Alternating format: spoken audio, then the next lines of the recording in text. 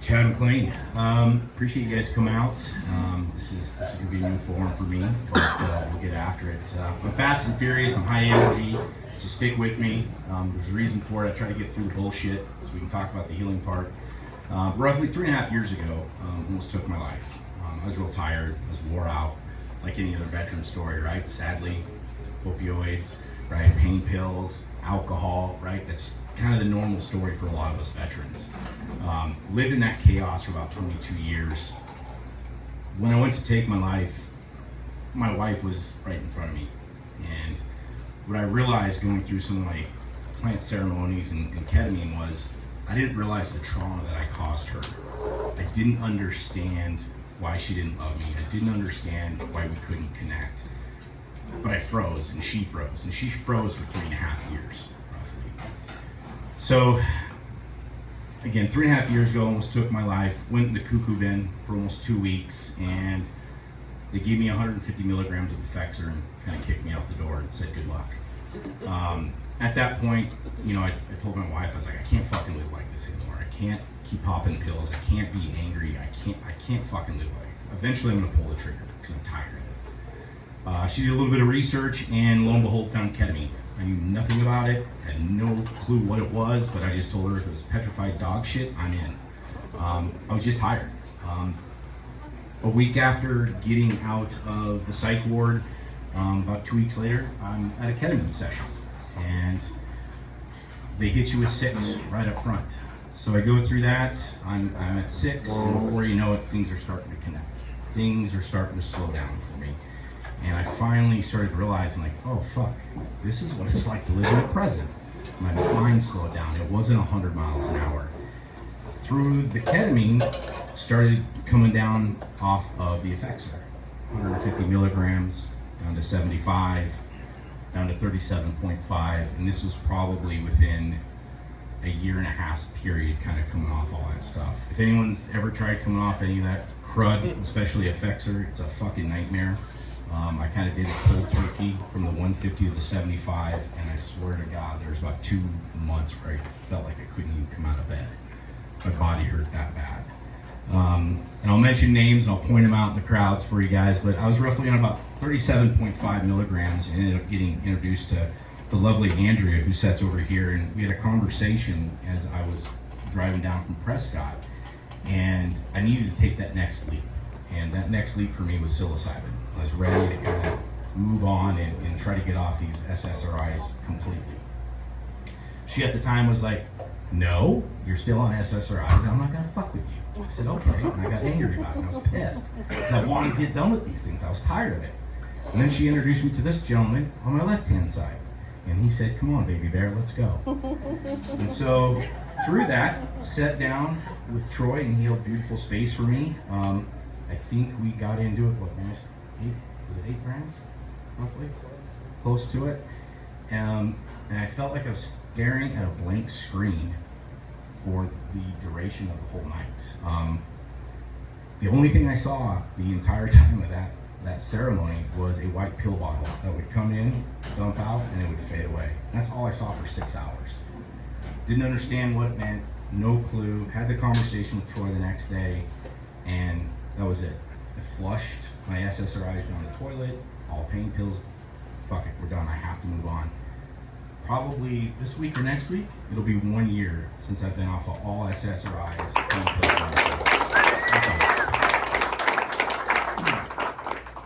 And so through that, I've started to heal. I started to realize the connectivity between childhood trauma, military trauma, and really bringing it all back. The most recent thing I've done was me and my wife did an MDMA ceremony. And holy fuck. Yep.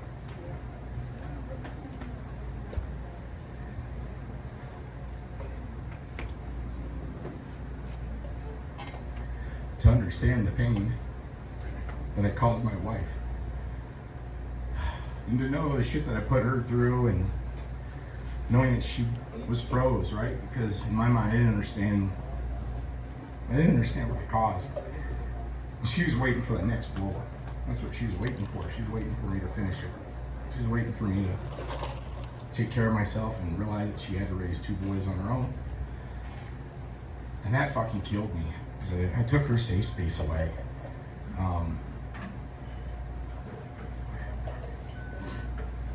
So just, yeah, so I mean, just realizing that, and where I'm at today, you know, I'm thankful. I'm thankful for Andrea. I'm thankful for Troy. I'm thankful for Michael here, and Lance, and Cam, and Derek, and some others in the crowd, to be not only my support system, but be willing enough to like understand where I'm coming from and where we need to go to get there. And for me, like, man, I'm living my fucking best life now. I mean, it's cool. I'm down almost 60 pounds. I'm eating right. I'm in the gym 7 days a week. I'm a present father. I play with my kids. I'm not on the couch. I'm not sitting scrolling. But yeah, I launched Mental Joe Apparel roughly through a vision, if we want to call it a vision, on my 7th or 8th ketamine session. I was in corporate real estate for 20 years prior to any of this stuff, so I didn't know anything about fucking hats, t-shirts, or anything, right? Clueless. But for some reason, I was supposed to start an apparel company. Lo and behold, we started our apparel company last May. So we've been at this roughly about 1.5 years. And so we create designs, like my special care, what Troy wears, or what you might see Cam and Lance or Derek or whoever others have got these shirts on, to elicit conversations, to kind of have people look through the window. Because not all of us want to wear the crazy psychedelic shirts, right? You want to wear something that's a little subtle, but let's talk about the conversation. Let's talk about these plant medicine. Let's talk about mental health. Let's talk about how veterans are fighting for these things to be not only destigmatized, but re-regulated, essentially. I'm on a veterans coalition that actually fights up in DC and in other state areas to reform this stuff. If you guys are aware, there's a bill that just passed here in Arizona. It's a $5 million study. It's a first phase study, but essentially they're going to study the mushroom itself. So not the molecule, the actual mushroom. Like, here's 3 grams, now we're going to measure your brain, and then we're going to measure it afterwards. So it's the first study of any kind right here done in Arizona. If you guys are familiar with Ibogaine right now is on the Senate floor in Kentucky. That should be voted on the next probably 1.5 weeks. They've already said it's essentially passed on the backside of stuff. So that's what we're trying to do. We're trying to wake people up, build a community through our t-shirts, and the whole goal behind Mental Joe is, when we are big, my goal is to be able to write $1 million checks quarterly to different retreats or ketamine clinics, so veterans, first responders, and your average Joes that can't afford this stuff can go get the help that they need.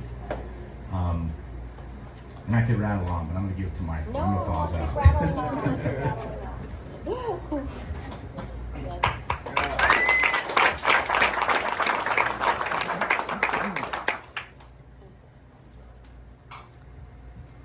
Hello, everybody. I'm Michael Maggie, and my plant medicine journey started about 2.5, 3 years ago. 3? Almost 4. Almost 4. Andrea's already been mentioned. She was actually there at my very first one. For me, I did 22 years of military service, multiple deployments. I was an MI guy, finished up in recruiting command. When I started feeling the effects of my service, same thing. I was real close to starting a pistol a few times. It was just, for me, it wasn't about so much about the traumas of war, violence and things like that. I grew up in South Central Los Angeles in the 80s, so violence was pretty much an everyday thing. For me, it was more of a moral injuries. I understood war, I understood violence, but what I didn't understand was the why. For example, when I was a young soldier in Panama in the early 90s, this was around the time when Pablo Escobar and all those guys were still alive, and they had the big war on drugs, right? That's what they call it anyway. During that time frame, it became apparent to me that our government and the things that were happening in the world aren't exactly the way that things are presented to everybody else here. I mean, I can personally speak to times when I was a part of operations and saw what was happening, but then when I looked at the news and then what they were telling y'all. Think back to the early 90s again, we all heard about Ollie North and the CIA and all the US government was selling drugs basically. And it's okay, I mean, it's okay that they did that, I guess, but then I had to think a little bit more about where did they put those drugs? When they brought them in here, where did they put them? Back in my neighborhood, back in some other neighborhoods that looked like mine. And I started thinking, you know, like, what is all this really?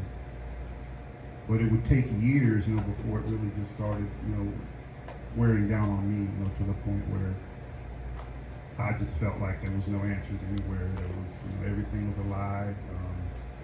You know, religion didn't do it for me. You know, the government showed me all this other crazy stuff, and life had told me a lot of different things. And I was like, what is the point of this exercise? You know, I think I'm about done. I'm ready to tap out. And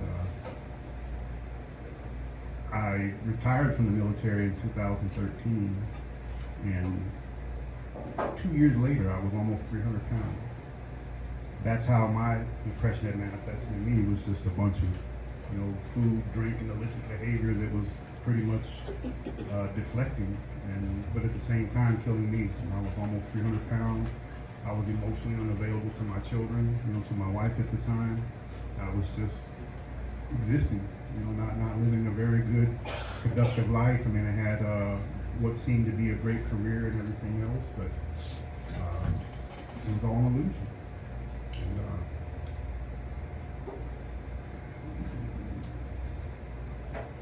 And the pain of it all was just, it was enough, you know, to definitely make me want to quit. And tried a few different things. Of course, you go to the VA, you know what they got for you. You got a whole stack of pills that'll keep you 10 times worse than when you started. Tried that for a minute, decided that wasn't the way. And I made contact with these guys over here, that guy right there with the red cap on, the Rolling Loco MC. They told me about plant medicine, of all people. They're the guys that told me about plant medicine. I heard Chris's story. He told me that it was able to bring him back from a place that was, you know, pretty dark. And just like Chad said, at that point in my life, I would have tried anything just to feel better. You know, I wouldn't care what it was. And I made my way to my very first psychedelic ceremony right here in Phoenix. Started off with a group here, and the very first ceremony was psilocybin. We did mushroom ceremony one night, and then the next morning we did bufo. And after that experience, I just knew. I knew right away that veterans needed access to this. Started off working with a great group of people, but our intentions were different. I wanted to serve veterans. I wanted to make an impact on the folks that I knew that needed this type of assistance. From there, probably about 6 months after I did medicine for the first time, I felt moved to go and learn how to serve these medicines in the most, I guess, in the manner that would pay the most reverence to the tradition. At the time, I thought, the research that I did at the time led me down to the Comcac Seri Nation down in Punta Sueca, Mexico. And those folks down there have been working with 5-MeO-DMT for a while. Not thousands of years, not like that at all. However, what they've done with the medicine, they are certainly the guardians of it at this point. I quit my job. I left my job, and I said I was going to go down there and learn so that I could come back and serve these medicines. But then when I got down there and got to meet the tribe and had the experience there and just such a wonderful thing, I said, you know what? I'm staying here. So I decided to put together a program where I bring veterans down there every couple of months when I can find folks to come. They come down and do a 5-day retreat with the indigenous facilitators. We run through Combo, we run through Temascal, and then a couple of days of Bufo, and it's a total immersion experience with the tribe down there. Brother Lance has been down there and had that experience with us, and quite a few other veterans have done the same thing. But again, my intention was to go down there and learn and to come back and serve, but then falling in love with the people and seeing what they needed and what they could provide to others and what others could provide to them, I decided to go ahead and stay there because I didn't want to come back up here and play clandestine with the cops either. You know what I mean? It's just ridiculous, right? I mean, you gotta put yourself out there and potentially be a prisoner for trying to help people, which leads us all the way back to the why. You know, why are things like that in this country? You know, but I think we all know, but that's a whole other conversation. But anyway, yes, I started the program down there. It's called Healing Frontline Heroes, and we've been bringing vets down there for about a year and a half now, and that's where I'm at. Nice.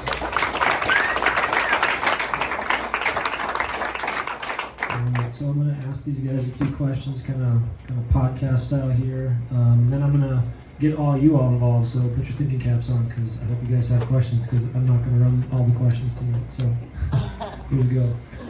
First one I wanted to ask both of you. I'll kind of give you both an opportunity to respond. What do you think are some of the biggest challenges that veterans specifically have in potentially considering plant medicines, working with plant medicines, integrating plant medicines, like the whole, the beginning, middle, end of it? What things are unique to, because I know probably several facilitators in here, others that are curious about it. Everyone in here for sure knows a veteran or has been a veteran or parent is or something, so I think it's near and dear to all of our hearts, and I want us to better understand some of the unique things that you guys might be able to clue us into that might not be for the the average civilian, perhaps. So, which one of you wants to take that first? I think to that point, the company that Chad has started is 100% right in line with that. We talk about it all the time, that there's a lot of veterans who might have an aversion, to just jumping into somebody's plant medicine ceremony because we're just different personality types. There's still kind of a stigma attached to it in terms of that. So it's like a lot of the veterans aren't really ready to hang out with a bunch of blue hair people. And it's just not their thing yet.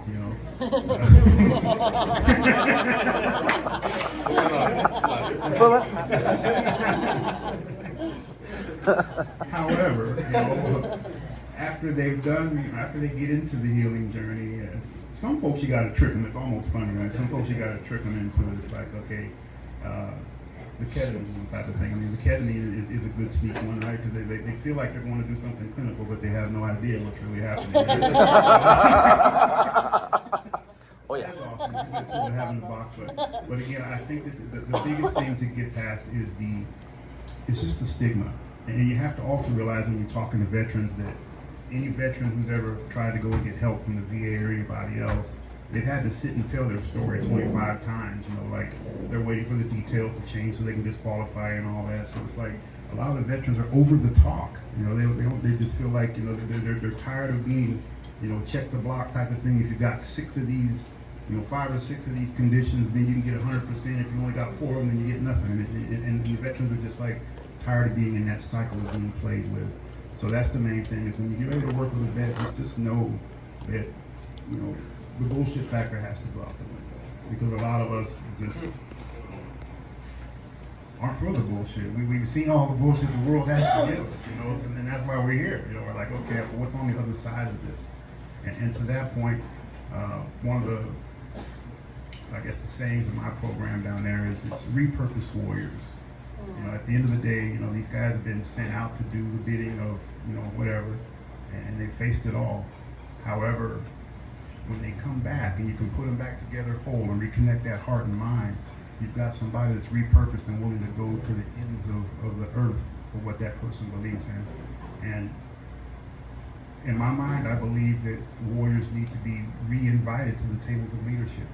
because it's different conversations when you speak with warriors. The folks that are out there now running the world, you know, it's what it is. There's a lot of special interests and things like that. But I do believe that getting veterans back in the fold and making them back into productive members of society is where we got to go. I don't even know what to say. You got to dial in.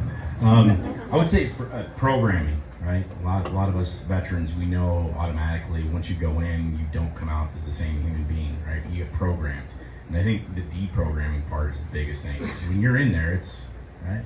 People with blue hair and tie-dye shirts, and people smoking pot and cannabis, and you know the devil's lettuce and shit are bad people, right? You know, so you have that stigma, you have that programming that's there, and then you know, to try to jump over those hoops to say, hey man, if you take some mushrooms or some Molly, you're gonna fucking be okay.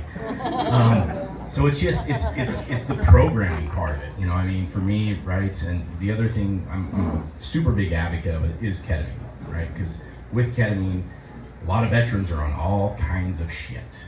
And for you to actually do a plant ceremony, Andrea, right? You gotta be off the stuff. You gotta be clean, right? For it to work. So that's why I'm such a huge advocate for ketamine, just because it will help you deprogram and come off this stuff.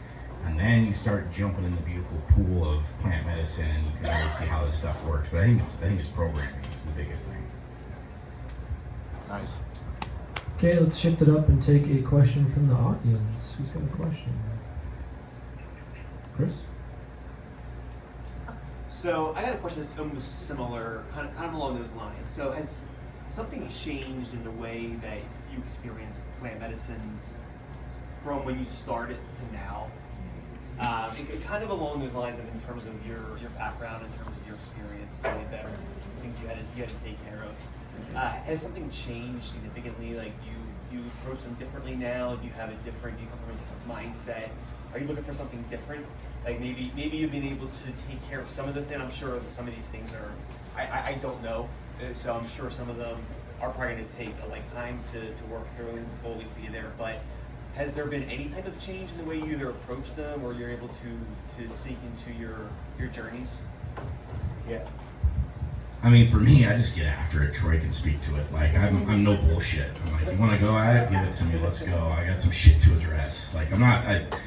There's several times I've gone in and again, Troy's sat with me. I don't even set an intention, right? I'm like, just bring it because I gotta get punched in the mouth somehow. And if I have these expectations, sometimes those expectations just don't happen with medicine. We all know that. So I try to go into it still very novice. My whole goal with this stuff is to use it less, right? We all know there's people in this ecosystem that are going to abuse it, and we can't control that. But what we can control is how we talk about it, how we use it, setting, integration, things of that nature. And I think that's what's going to help change the hearts, the minds of people that are on the edge or on the fence peeking over, right? Leading essentially by example and kind of showing them, hey, this is what we're doing. That's why for me, like getting in the gym and being fit and eating right is such a thing. Because I can't say, hey, this stuff works. And meanwhile, I'm still 300 pounds and I'm sitting on the couch destroying cupcakes. You know? So.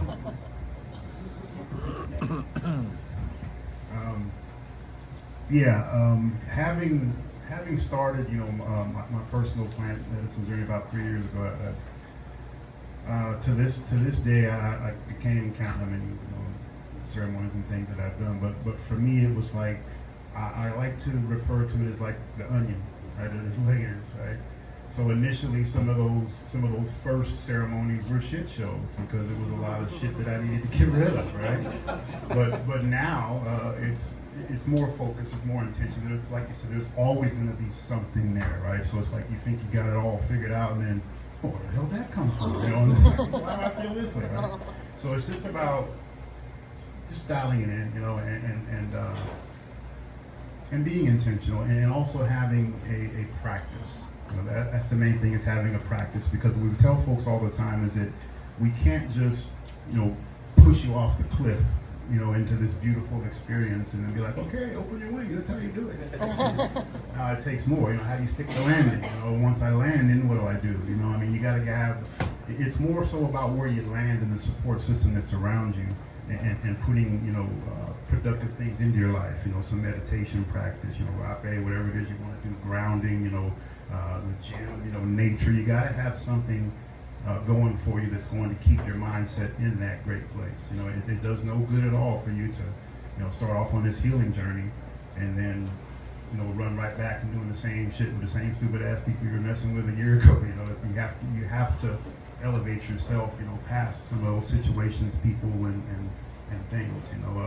Essentially, you can't fly with eagles if you hang around a bunch of turkeys, right? So there we go. It's all about the practices and where you land. Thank you.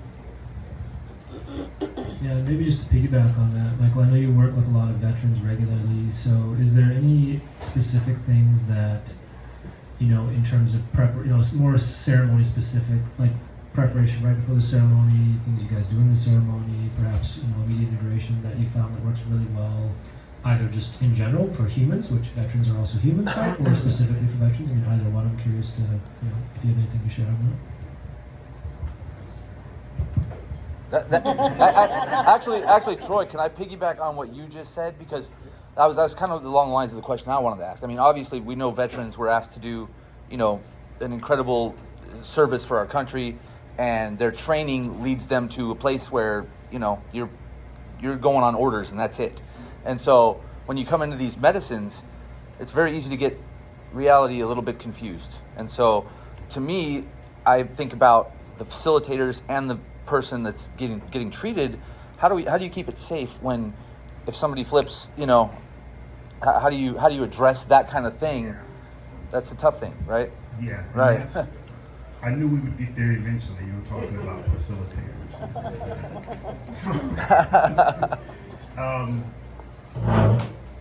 I work with a few different medicines, of course, psilocybin, bufo, the 5-MeO-DMT, changa, which is another version of DMT, and the preparation for anybody is pretty much the same. The dietas and all that. We do the diets and everything, and try to have folks come in as clean as possible. However, again, with the veterans, just those intake calls, are really, really important. To see exactly where that person's at and what they've got going on, because again, a lot of it is not combat trauma. There's only a small percentage of veterans who actually see, actual combat. However, there's plenty of other folks that get deployed into those areas, and they're in combat support roles, and they're in just the same danger, right? Same danger, maybe not as much, but there. So you just have to meet every person where they're at, But in terms of the facilitator thing, I feel like if you're going to serve these medicines, you probably should have taken them quite a bit, or at least, for example, with the 5-MeO-DMT. Anybody who's ever done bufo knows that it's like a rocket ship, right? It's like a rocket ship, and a lot of folks, aren't 100% prepared for that, But what I've seen is there's a lot of people that will come and have 2-3 good experiences with this type of medicine, and then all of a sudden they want to be a facilitator. That's common. So the point about that onion, you need to peel that onion back pretty far before you decide you want to do this for somebody else, because you never know what somebody else is bringing to the party until the party starts. So it's like, I need to be able to go with you all the way to source, to the highest of high, right? But I also need to be able to go down to the depths of hell with you too. And if I haven't done that myself, then I got no business serving you. All right, so there's layers and there's levels, right? So best thing I can tell all of y'all when it comes to that is know who your facilitator is. Know what their experience is. Know where their medicine comes from. Know all of these things, right? Because there are plenty of charlatans out there that will take your money and open portals and whatever else, but leave you hanging. After the guy comes to you. Fair enough. Okay, so I want to pass the mic back to Chad here. I know you're out in the public eye a fair amount, getting the word out there for Mental Joe, all that, going on podcasts, interviews, talking to people on the phone, doing all these kind of things. So I'm curious what parts of what we're talking about tonight, just anything underneath that general umbrella, seems to be the maybe top 3 to 5 things people really key in on, that really get people to lean into, oh, your story's interesting, tell me more, or that hits them hard, or what are those things? And then the flip side of that, perhaps, if there's something, what do you feel like it's hard to get across, like you wish people would understand that they just don't seem like almost have to kick the door down with it, or it's just, you get what I'm asking? Yeah. So to kick the door down again, right? Just take the fucking medicine, right? Like, let's go. Like you're gonna burn a couple hours maybe, right? But you're gonna find some really cool things out about you, or maybe not so cool things about you. But to Troy's point on speaking, if you guys are familiar with grunt style at all, I don't see this being a grunt style crew or demographic, but Grunt Style is it's a $100 million t-shirt company. It's one of the largest t-shirt companies out there in the veteran space, and I was invited down to go on a podcast via it's called American Grit, but it's Grunt Style's podcast. And so Tim Jensen, who's the CEO of Grunt Style, interviewed me on the podcast.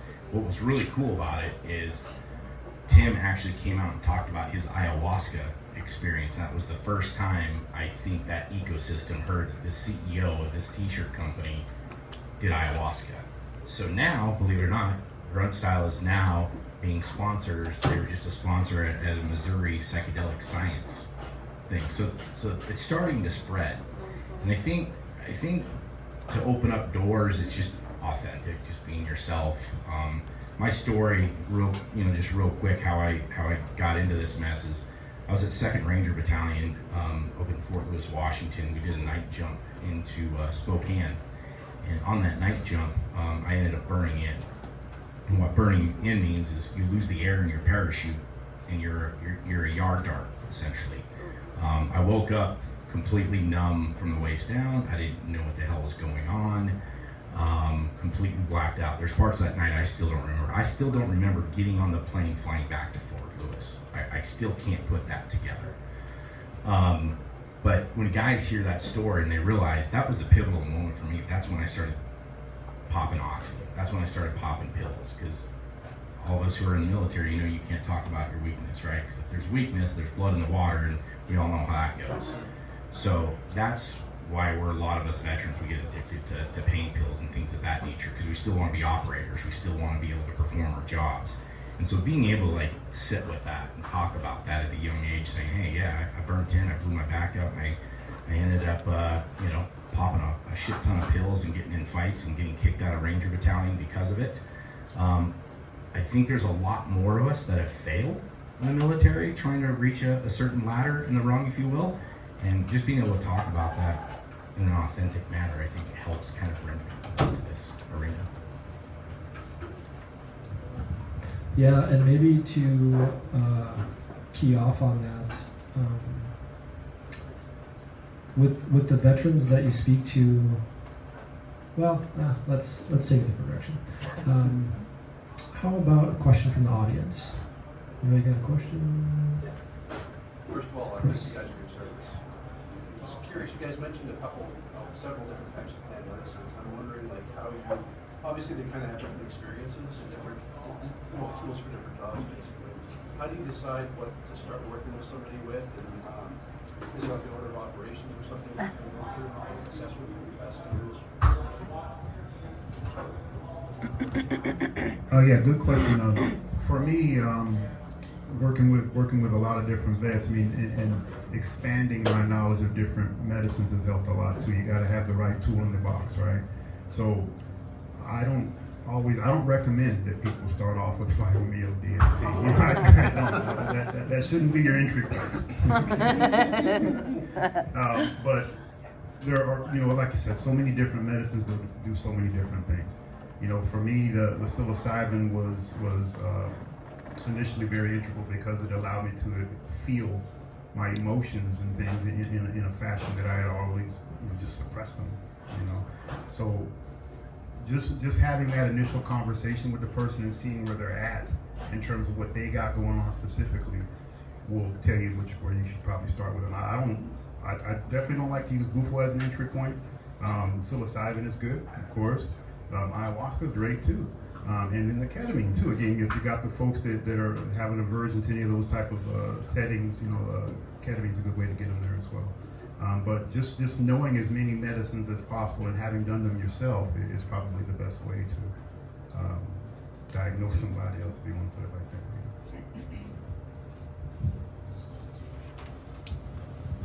I kind of wanted to key out because I thought this could be interesting for all folks involved here. You guys are talking both about there's some natural aversion, I think, with all humans to opening ourselves up to these inner parts of ourselves that feel a little sticky or dark, or we've pushed them away for some reason or another. So I'm curious, just a general question around that, and maybe Michael, for you, your own story around your own cracking open, and or what you see with clients that you work with, and Chad, maybe more of your own story. Was there anything that's like, hey, this helped me get past that natural blockage that not only that all people have, but veterans in particular. You guys are both talking about veterans in particular. Like, it's not, we don't want to show weakness, right? We don't want to all of that thing. Like, so how did you specifically overcome that? I'm assuming you felt the same way at some point.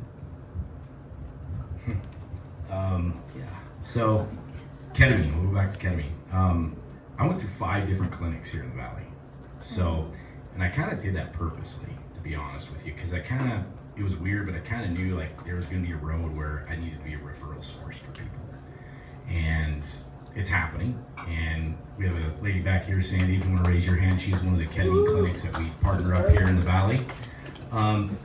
It's doing it right, serving that ketamine correctly and doing the integration piece. Because I didn't have integration. Mind you, 5 ketamine clinics, 0 integration.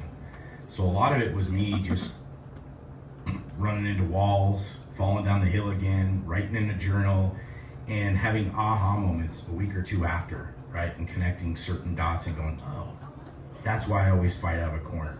That's why I'm a douchebag. Like, you really get these aha moments if you just kind of allow the medicine and allow yourself to just grow as a human and just step back.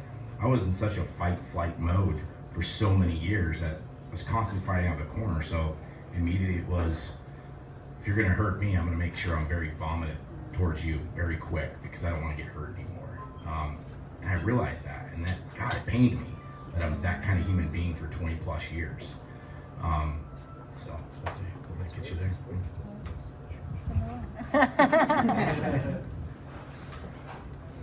Yeah, for me, it was a lot of the same. I mean, I had to dig into the depths of my depravity, I guess, like I had to see where all that darkness came from. I had to see why I've always felt like light in that darkness, but it was still there. It was just making myself vulnerable, doing all these different ceremonies and buckets of tears, and everything else. But it was just, I just knew that I needed to be the best version of me, to be able to emulate this for everybody else. And the personal work is what got me to the point where I can be open and vulnerable with everybody else about what I've been through. Because at this point, it's truly all just stories. I mean, at the end of the day, they're all just stories. And it's just a matter of how much attention you put on that story. How long are you going to hold on to that story? How long is that going to be true for you? And knowing also that you can write a new one whenever you're ready. Whenever you're ready. You get to choose the cast, you get to choose the characters, the setting, the story. You can choose it all. But sometimes that's a hard thing to see when you're living in that survival mode. Survival mode would have you doing things you normally wouldn't, but when you're able to dig into yourself a little deeper, get connected with the things and the people around you, it just makes things a lot easier. But for me, again, just doing the work on myself and being able to tell those stories as if they are just stories, because that's what they are. I used to be able to not tell anybody any of that stuff without crying and shit. And now it's like, okay, it's just what happened, man. Did it happen to you? Did it happen for you, or did it just happen? Yeah, thanks guys. It's both great shares. Appreciate that. Let's take another question from the audience. I have a question. Yeah, Frank. From the perspective that each of you hold, it sounds like you've encountered people seeking treatment in traditional and non-traditional ways, in medical and non-medical ways. In our current framework, MDMA close to approval, most likely for PTSD in a very defined protocol kind of driven way. On the ketamines, Spravato side, also, DSM approved indications. But that you touched on this idea that because DSM has got like 5 criteria to meet a diagnostic category, it sounds like you're open to the idea of people who are outside of that strict definition. What would you like to see, based on your experience, in terms of how we decide who receives those treatments in the legal sense? Is this something bigger than just official psychiatric diagnosis? Would the door be wide open? Any thoughts on how the medical community should approach that?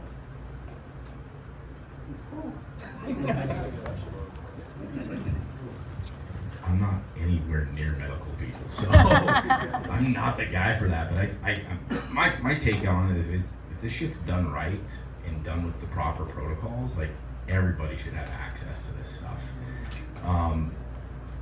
Mental Joe is the reason we're Mental Joe is to talk to the G.I. Joes, and I think we're all of age of remember G.I. Joe the cartoon, but not even on that, it's the average Joes, right? There's a lot of us average Joes out there that have no idea that this shit exists, yet we're going home and we're pounding God knows how many bottles of alcohol or you name it to get through the day. So I think this needs to be accessible, and accessible on a very monetary value that's cheap enough, right? So I can't speak to it medically because that's not my wheelhouse, but I think everybody needs to have access with this stuff. I think that the difficulties that we face there is within the parameters of the medical system. Because at the end of the day, that's a whole other topic. We could talk for hours, but the actual medical system, the way that it's set up right now, with the insurance and all that other good stuff, and they're pretty much dependent on Big Pharma. I mean, Big Pharma runs everything in the medical business, and that's you saw the fight with. Well, we're still seeing it with cannabis in all these different states. It's like the government and the medical people have to step back and see how they can maximize it for themselves before they allow you to have it. And at the end of the day, that is the game. The thing we're up against is Big Pharma and Western medicine, whatever that is, right? I would love to see doctors as equally informed about these things as they are about the drug that they just were told to pass, because some salesman came through there, and now they're trying to promote that every person that comes through there. What if there was a doctor who's actually armed with the knowledge of psilocybin, armed with the knowledge of all these different things? I mean, that to me, I think that would be the best case scenario, is that some of these folks just take the time to inform themselves about them. And in the last 6 months, I've met 3 or 4 guys who are actually clinical psychologists who are now doing plant medicine as well, and it's just a perfect mix. Somebody who understands medically what's going on, and then also somebody who understands the shamanism part of the esoteric, the universal wisdom. If you can get a doctor who knows all that shit, it'd be great. Yeah, great question, Frank. Thanks.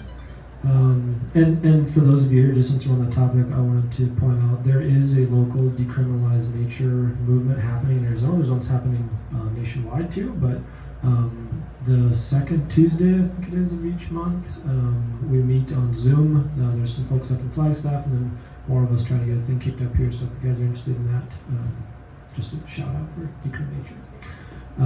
Okay, question that I personally want to ask both of you guys is, you both have kind of gotten to at least through the front end of plant medicine, somewhere into the middle of the journey. I don't think there's an end to it. I don't think you guys believe that, but at least past the beginning part. And so, at some point we switch into, there's kind of this maintenance moment, right? Or like, the longer term part of it, right? We're not going to sit in ceremony 24/7. That's not realistic. And so, what sort of practices have you guys found that have been helpful?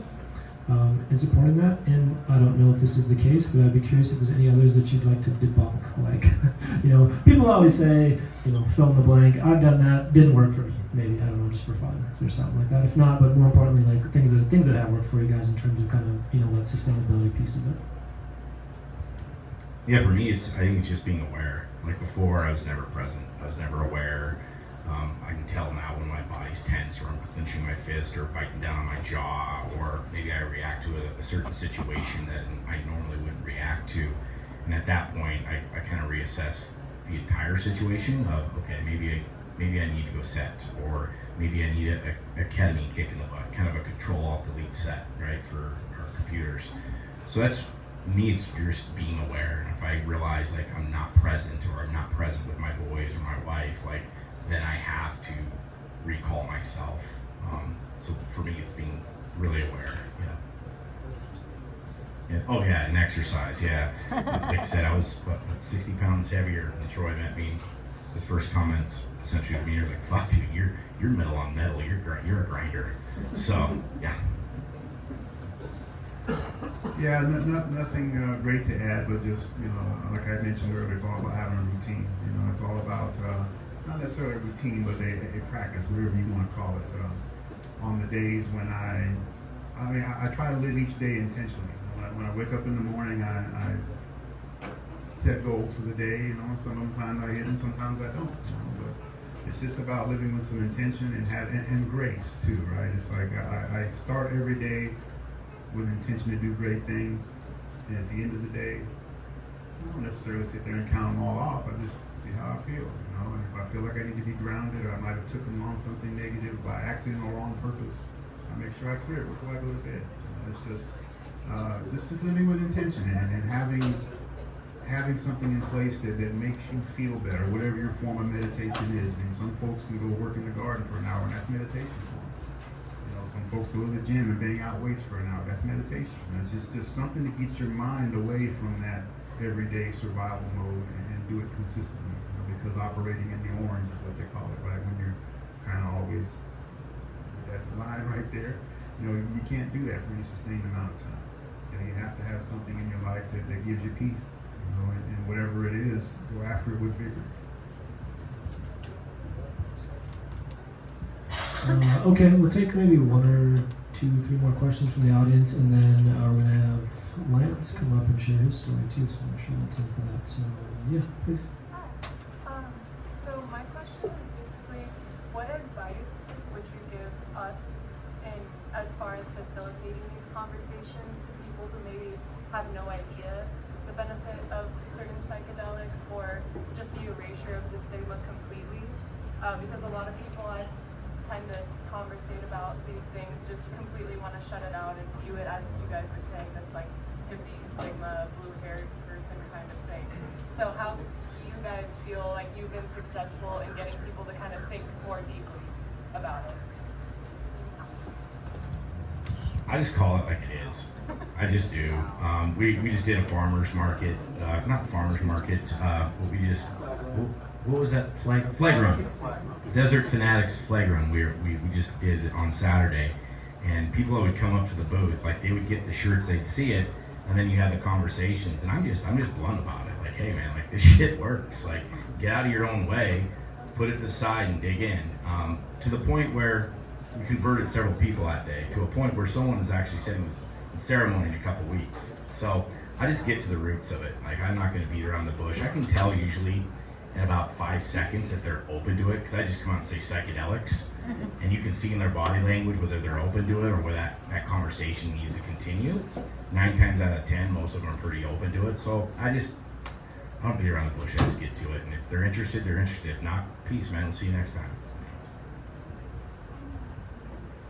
And that's kind of how I approach it too. I mean, you can't.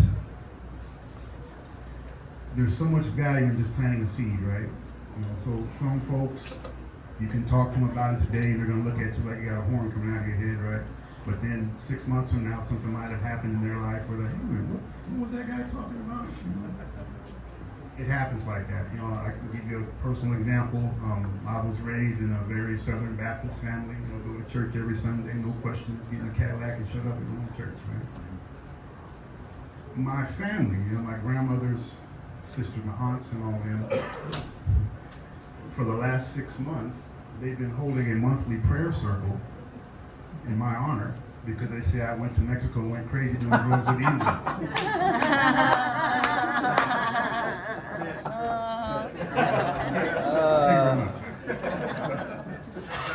Yeah, so Has it helped?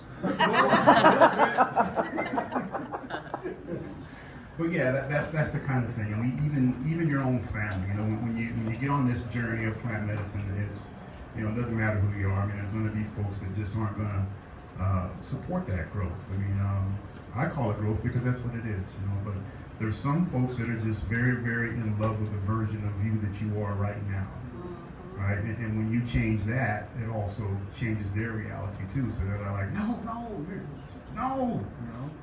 So you just have to know that when it's your time to grow, do not be worried about who it offends or how it makes anybody else feel, because everybody's day is their own to make the decision to move on, to their own divinity, enlightenment, or whatever you want to call it. Some folks just are not ready, and I'll give another example. It's like, if you don't have to be at work until 12, right? And you set your alarm clock for 11 because that gives you an hour to do your thing, right? But me, I woke up at 6. Right? I woke up at 6 in the morning. If I come banging on your door telling you that it's time for you to wake up, you don't want to hear that shit. That make sense? Your clock is set to go off at a different time. So me banging on your door at 6 a.m. telling you it's time to wake up right now, even though it is, you're just not ready. You have to think about it like that. I mean, some folks are not going to be ready for what you're talking about until they are. You can pull up to their house with a truckload of information and 25 people on the back ready to sing it to them. They're not going to be open to it. You just have to wait. Plant the seed and keep it moving. Don't frustrate yourself arguing with people about the things that they don't even understand. Because this is something I learned at a very young age, at 8 years old, going to those Sunday schools. I always had the ability to read and understand things, different than people at my peer level. And they would give me Bible stuff to read, and I would come back with questions. And the questions were never met with, well, let me show you, baby. Let me read. Nah, you don't question the Lord, boy. So I learned early that most adults and most people in general can't explain what they believe to the satisfaction of an 8-year-old. So I quit asking.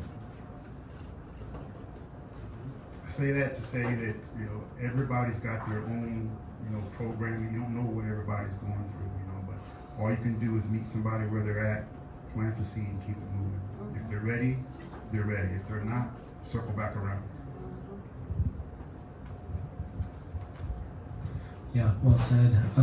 I would just add to that I think it's really important to, when we're sharing that stuff, to share our own story, right? Like your story is your story, and that's your own truth, and no one can really argue with that, right? And it's not, I don't think it's any of our jobs or even wise or even possible, as Michael was kind of saying, to convince someone else to do this, right? If they want to do it, and if it's going to work out well, they need to have some personal desire within them to move in that direction, right? We don't want to convince, hey, I know this is going to work for you, right? But if you don't believe that, it's actually not going to work, right? That's how these work. So there has to be some impetus from the person to want to come to it. So thanks for that question. Great question.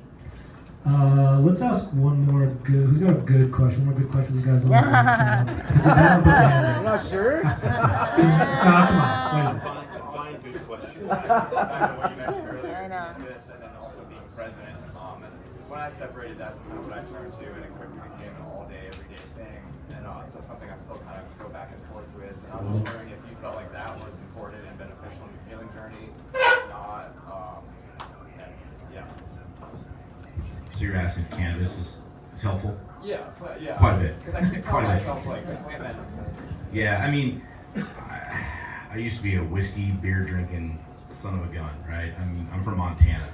So if you're not drinking beer, fighting or fucking, like, you're not from Montana. So cannabis, man, it's believe it or not, I didn't know I had this ability in me, but I give myself at least a couple times a month where I get pretty heavy into the cannabis, and before you know it, I'm in the backyard sketching, or I'm bullet pointing out different designs. So every design that you see on a t-shirt that's a mental joke comes from my crazy little brain, usually on cannabis in the backyard. So, so cannabis it's been massive, but because I know I had an issue with pills, and because I know I had an issue with alcohol, like I keep it at bay. I realize I could probably go off the rockers pretty quick with that, and that's what I mean. I think people need to understand, like, these are medicines, they can help us, but you can also use them to numb out in life too.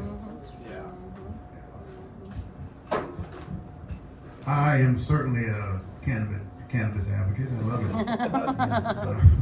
But I will say that I just recently spent some time down in the Caribbean. I've got a friend down there who's got a marijuana grow in St. Vincent. And I went down there and I spent some time also with some Rastafari elders. And what I came away from that knowing is that, you know, here in the U.S., a lot of us smoke, right? So the difference is, are you smoking to deflect, or are you smoking to connect? Right? So that's the thing. Like with the Rasta folks, you know, it's strictly medicinal, and you know we can use it that way too. You know, with intention, or we can use it to deflect. I mean, either way, it's good for both of those things. But like you said, if we use it too much, you know, sometimes it'll get you stuck in a spot. You know? But yeah, it can be great for healing and recovery, of course. Yeah, cannabis is awesome. How do you, how would you recommend transitioning from using it to deflect to using it to reflect? It's all your perspective. Yeah, mindfulness, man, mindfulness for I sure. think it's awareness. Like I know, like if I'm overusing it, like fuck, okay, I smoked pretty heavily these last 3 days.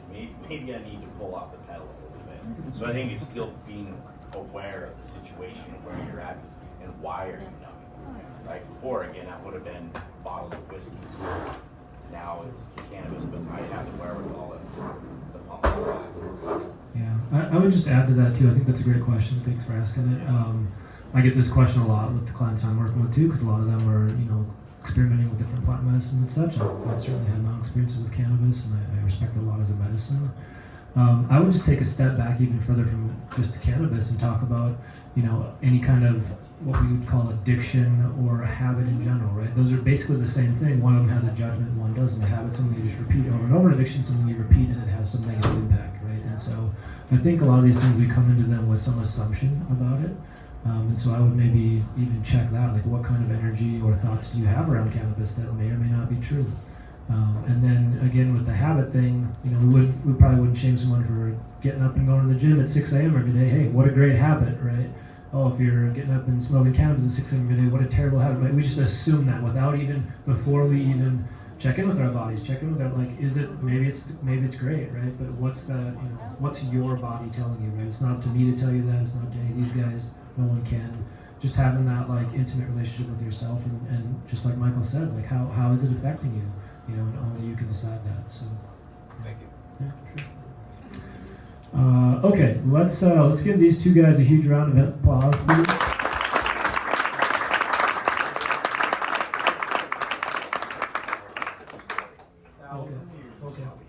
Okay, cool. So we're gonna have Lance Tudor come up here. He's gonna come share his story, and Chad wanted to give him an intro just real quick. So real quick intro about Lance here. So me being vulnerable and just kind of talking about my experience and, you know, kind of how I went down the shithole and found plant medicine and started healing myself.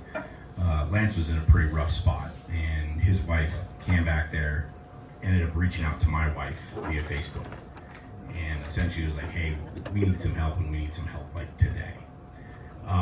So we met at a bar, and it was the first time I met this bearded bastard that I love so much next to me now.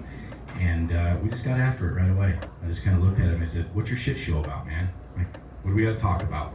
And so with that, I will hand the mic over to this lovely gentleman, and you can get after it. The stage is yours. That's a nice introduction. Hi, my name is Lance. 42. I joined the service September 5th, 2001, and then 9/11 hit, and you probably heard my ass clap from South Carolina. I was 19 years old. I barely knew what the fuck I was doing. But needless to say, I didn't go over to Iraq until 2004. Spent 16 months over there. Place is a shithole. So I'm glad to be back. When I came back with a lot of shit that I didn't know affected me. And so when, I can't remember who it was that brought up that question on how you would talk to a veteran to get him into this situation. Chad and Mike are 100% correct. Don't fucking bullshit me. Keep it to me extremely straight and right to the point. And with that being said, it's also a pride and ego thing immensely for guys like me, you know, because we were programmed to not cry, not show weakness, man the fuck up, let's get after it, blah, blah, blah. I hope you guys don't mind. I have a sailor's mouth and I'm sorry. I haven't been able to shake it. And so, being vulnerable is something that was definitely not on my radar at all. It was get after it, stick to your core values, and man the fuck up. And so, with that being said, after I got back stateside, I went through a really shitty divorce. Screwed myself there. Went through a really nasty custody battle. Felt like cutting a hand open in the shower, and that really fucked me. But I never really dealt with that. So that whole integration talk and everything like that, or having somebody to be able to bounce ideas off of and actually be real with, is something that I never got to kind of experience. And so now also running through women after my divorce, not giving a shit. You know, I didn't really have a whole lot of respect for them or myself as well. And so then I met my wife now, who I've been with for 10 years, and 9 of those years were emotional punching bag. And I bounced a lot of shit off her, and I put her through a lot of crap. And just like Chad, you know, I fucked up. And I didn't really know how to deal with it. I also wasn't ready to deal with an independent woman either. And so that's I'm learning new about. So yeah. But we'll just leave that alone. But you know, Chad is right. I shit the bed really bad, and I think it was my last straw with my wife. And she reached out, which I've also told her, don't air my laundry. And she did it behind my back without telling me. I don't want to say behind my back, sounds terrible. She did it without telling me, and then told me would I be open to go meet Chad. And honestly, Chad fucking saved my life. Chad saved my marriage. Chad saved my whole outlook on life. He is 100% right when he goes, oh, just fucking get after it. Oh, just get right to it. Just tell him. You know, and he goes, what's your shit show? I'm going to send you over to Michael Mannion. And I'm like, when? Next weekend. I'm like, fuck. I'm like, dude, I haven't even finished my first beer yet. And so, meeting Mike, it was like, here's the other thing too about Mike, 100% father figure for me. He came in, brother this, brother that, but he's retired first sergeant. And so for me, it was still, yes sir, no sir. And then after I cried and vomited all in front of him, I was just like, oh my God, I love you. I was like telling him I loved him and cussing him out at the same time. Vomiting with combo is fucking terrible. And then he goes, all right, saddle up, we're doing Bufo right now. I was like, fuck, I just vomited in the skin. And now I gotta do this Bufo, which then it was a huge kick in the chest. Needless to say, I also didn't go first because I was like, I'm gonna watch how this shit goes out. Because then that'll tell me if I'm gonna go wait in the car. And so it was very much like a what the fuck situation, but it was also, I realized it was my last straw, so I had to saddle up. Bufo was there for me. I saw myself as 7 years old, still trying to rationalize that. Mike was there for me as well, and I cried hysterically for like 4 days. And then when I got back, some of that mental feeling kind of faded a little bit. And then that's when my wife started finding out about psilocybin and microdosing and mushrooms and things like that. And you want to talk about blue-haired hippie shit? Well, now I'm wearing fucking beads on my fucking mushroom gear and stuff. And I own a pair of Vans that have mushrooms on them. And so I'm very much converted. It's very much like when you tell someone that you microdose a mushroom, I feel like they think that you walk around with two big elephants on the side of you. Like you're just, Alice in Wonderland all the time. You're not. No. And if there's anything that you could tell people, my wife has told me this and told other people as well, is it's what you're not feeling that is what projects you forward. It's what I'm not anxious. First of all, that's the other thing too. Before I found out Mike, I didn't know what anxiety felt like. It was, if my chest was hurting, it's because I'm fucking pissed or something else has affected me. So I'm learning about what anxiety feels like. I'm learning about what it feels to be like sad, happy, mad, feeling just okay. And so not feeling anxiety, not getting angry, not letting things get to me, that's what microdosing does for me. 5 to 7 capsules is what I take sometimes a day, but I only take them when I'm not at work. So it's kind of one of those things because we get random UAs, and so I got to be good. That's right. But I'm also learning that it doesn't stay in your system for long. But I'm not ready to deal with that yet. But it is one of those situations that microdosing has not only helped me with my marriage and helped me stay calm and collective and cool, and really it's kind of like a state of mind of whatever's whatever. Oh, so-and-so we're gonna go do this. Sounds great, let's go. Like it's no big deal. It's not like, oh no, I gotta get home, I got fucking laundry to do, or dog shit to pick up, or whatever, things like that. It very much keeps me, it doesn't make me sore, it just, and it keeps me right here all day. And it also got me off all my dope from the VA. So that's another huge hurdle. I don't take duloxetine, lamotrigine, bupropion, buspirone, all these fucking things that not only jack my brain up, but I was getting agitated quicker. Sex was not a channel on my TV guide. That was another fucking huge thing that hurdled on my relationship, because now the last thing I want my wife is to think that she's unattractive. And that medication was doing that for me. Yeah, it fucking boom, and I was fucking gone for the whole day. But I found myself relying on them. Where now, microdosing, I could take one in like 3 hours. I'm like, oh, I should probably take another one and keep cruising throughout the day, but I don't need to. So that's another thing. People think that it's like another addiction thing, replacing one for another. You know, you guys talk about how do you deflect and affect or something of that nature? Connect. With cannabis, it's like, it's 100% your mind. If you can tell yourself that you're okay, you're fucking okay. If you have the power to be like, nah, I don't think I need that today. I know it's easier said than done, because I also practice none of what I preach. So I'm still learning. It also sucks that now I'm 42 and I'm finding out that it's okay to feel okay. I wish I would have known about this shit 10 years ago, even 20 years ago, when I first got out. And so it sucks that I'm finding out about this late, but I'm fucking damn sure glad I found out about it now. I'm not a carpet riding hippie yet, but I'm really getting close. And I mean, I'm also to the point where I changed you. Yeah. Peru changed. Yeah, so I'll share that in a minute. But like I fucking talk to plants sometimes. That's another weird thing. Yeah.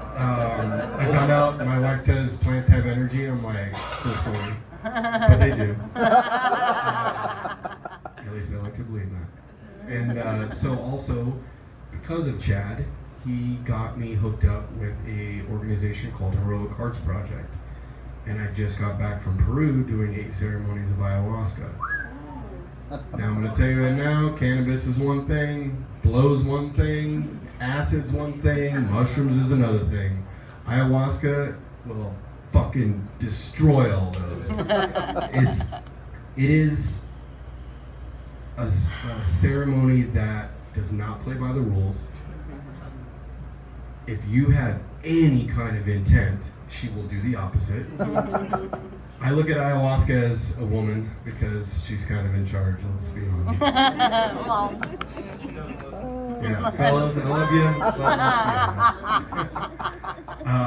you. You know, Mother Earth, things of that nature. But ayahuasca for me, it kicked me in the ass my very first ceremony. It destroyed me on my second one. And little by little, I started getting messages, how to stay calm in chaos, how to be more mindful, how to stay collective. And then by my 8th ceremony, I had a ceremony where I asked the cup for guidance to find inner peace. Personally, a very tall order. And I went and I laid down on my mat, very gut-wrenching feeling, because ayahuasca is like gritty chocolate milk. And my chest started cutting, and my chest opened up like filleted. And I was looking down. Reality, not happening. In my mind, clear as day. Chest opens up. Only thing I can see is my heart pumping. And I'm like, no, this isn't fucking happening. No. And then all of a sudden, a little blue flame comes bouncing around and sits on top of my heart, closes my ribs up. There's the cut. There's the scar fades away, and now I'm left to rationalize what the fuck that means. My wife says it's like my pilot light got relit. I had no clue what that meant, but I was like, I'm running with it. And now to this day, my wife gets emotional about it, I get emotional about it, because I also learned how to read a book that I never felt I could do, because reading makes me fall asleep. And I read that book, The 4 Agreements. Huge game-changing book. If you haven't, I'm sure everybody here has done that. At the end of the book, there's the story of the guy sitting by the river, passing his flame on to other people, and I was like, another aha moment. And I was like, fuck yes, I'm a character in the book. And so I felt very, very happy.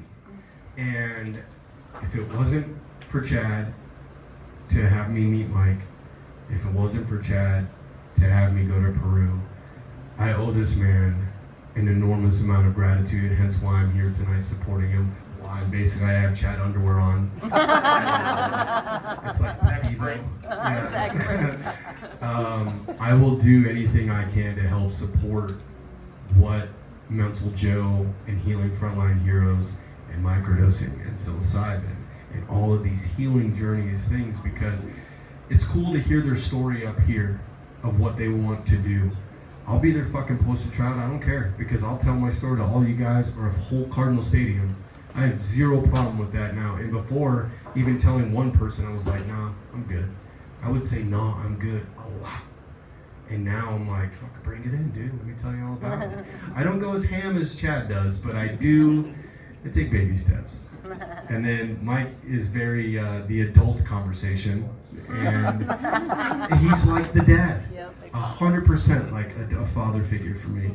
And Chad's my bigger brother that sometimes is annoying. And so, but both those guys, in coming here and then meeting Troy and being invited to this meeting has been a blessing. I'm very grateful for it. But I can tell you guys right now, if there's anything that you want to learn on how to either facilitate or even know how to talk to a veteran or just even a regular person on how to get them into it, Mike's 100% correct. If they're not ready, fucking circle back later. Because sometimes people suck and they're not gonna get it. And then they're gonna think that you're just a weed smoking hippie and eating mushrooms all day living in the fucking forest. Guys, we all have jobs. I don't know if you know that or not, but we all like to make money. And so it's very much, now it also is very crazy that now in our 40s we're like, holy shit, what happened at Woodstock is now really cool now. Again, you know, and it helps. And I've been told that psilocybin also helps brain activity and repairing itself and things of that nature. And once again, I was like, fucking voodoo magic, whatever. But I haven't had a migraine in a while. I haven't had, I want to say last month I lost a little bit of peripheral vision because of my TBI from getting ejected when I was over there, but they were more frequent when I was on medication from the VA. And so now I have this ability to where now I can advocate for myself and I can be in control of myself now. And before I didn't know what that felt like. And now I know what it feels like because of these two gentlemen. And I can't talk about those two without talking about my wife, because she'll go to the end of the earth for me, and she has more than a handful. And she will continue, I know that. And for that I love you, so thank you. And yes, I love you too, fuckers too. But yeah, like it all works, all of it. And if someone's not ready to understand that, well then, just move them over to the side. Maybe the next person behind him is ready. You never know. And I won't shut up about it. I will continue to be like, oh dude, give it a shot, man, I'm telling you. It's a game changer. So, I guess, I don't know if there are any questions. Not so much a question, but I noticed a common thread, and I've known this for a while, but I think it's important to point out. People who have trauma, they don't know they are suffering from this PTSD thing. Both you and Chad said the same thing, that you really didn't know, you were just going to push through and go move on, 100%. right? And that's everybody's mindset. I was the same way until mushrooms. That, it kind of shows you that. So a lot of these veterans that come back, they're suffering and they don't even know that they're suffering from what they are suffering from, right? It's because it's a feeling. Yeah. And we're not told to feel. Right, exactly. So that's just, I think it's important. Correct. When they come back, talking to them is a very important thing, but acknowledging that trauma causes these things and they're under the surface and you're not going to know about it. Right. If we can just open some more eyes to that fact, I think that would help a lot of people. I think it's also finding a way to tap into that person, and then it's like opening that door a little bit and then letting them know that it is PTSD that they're feeling, or that it is some trauma that you're feeling. Because that's the other thing too, when I went with Michael and Chad, I barely kissed my military shit. It was everything that was happening before. Being a kid, I've been taken advantage of, we'll leave it at that. And so dealing with that stuff, dealing with parents, and then you get into the military stuff. But PTSD, I think, now has started to get a little bit more of a broad band. It's not just military. Right. I mean, people have PTSD from car accidents. People have PTSD from getting raised by a shitty parent. Things of that nature. I mean, everybody's got shit. It's all about if they're going to want to talk about it or not. Right. And hence the ego and the pride thing. I'll tell it to every veteran that ever asks, swallow that shit and fucking move on. Because the feeling that you're going to get when you move forward is unfathomable. It's priceless. If you guys hold on to any of that pride shit, you're going to fucking lose. You're going to lose every time. And yet you have to be open-minded to move forward. And then you'll be able to kiss on all those things. So yeah. Anything else? Sweet. Yeah. Thank you guys. Thank you.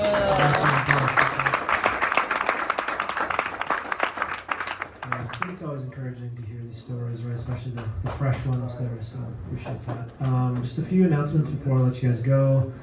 This Friday we have a celebrity in our midst. We've got a Perfect Tool playing here Friday, Rock Bar, 8 p.m. in Scottsdale. You can come check it out. He's the front man for a Tool cover band. So you guys come out, check it out, have a good time.